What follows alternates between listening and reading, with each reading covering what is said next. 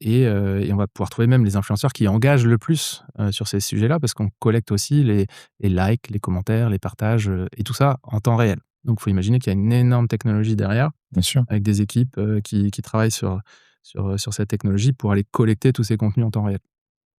Premier besoin, c'est, la recherche de l'influenceur et des influenceurs qui matchent parfaitement.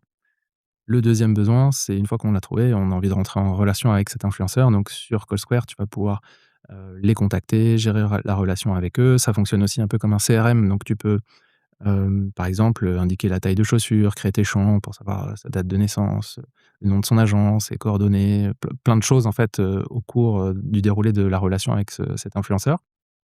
Tu vas pouvoir automatiser aussi plein de choses. Tu vas pouvoir, connecter ça à ta boîte, Gmail par exemple, ou ta boîte email pour, avoir une traçabilité.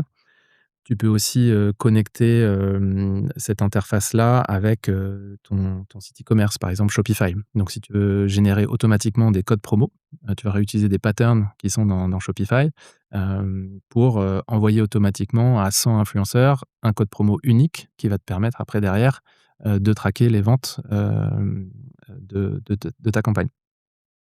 Et donc du coup, la troisième partie, c'est toute la partie reporting où tu vas pouvoir aller en fonction de tes objectifs, hein, vraiment mesurer ce qui s'est passé, soit en termes de notoriété.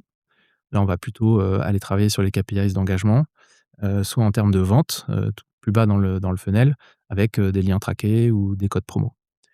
La dernière brique qu'on a aussi qui est assez intéressante, c'est que sur la base de toute cette donnée, on va permettre aussi aux marques de se benchmarker, d'aller, se comparer par exemple, à d'autres marques, soit les concurrents directs, soit d'autres marques qui les inspirent, et donc après d'avoir une approche très similaire aux médias, hein, que tu connais, d'aller se dire, ben: «Quel est mon share of voice?